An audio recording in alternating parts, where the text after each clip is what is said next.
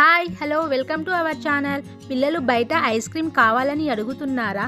అయితే ఈ healthy makhana dry fruits kulfi ఒక్కసారి ట్రై చేయండి. టేస్ట్ చూశాక మళ్ళీ అడుగుతారు.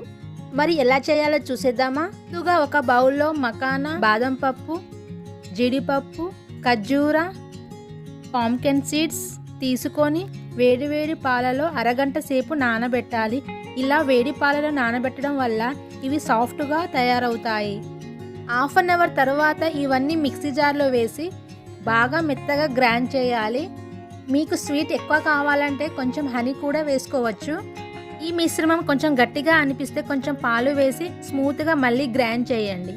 ఇప్పుడు ఈ మిశ్రమాన్ని ఐస్ క్రీమ్ మోల్డ్ లేదా మీ ఇంట్లో ఉన్న టీ గ్లాస్లో ఐస్ క్రీమ్ స్టిక్స్ పెట్టి 7 నుంచి 8 గంటల పాటు డీప్ ఫ్రిడ్జ్లో ఉంచాలండి.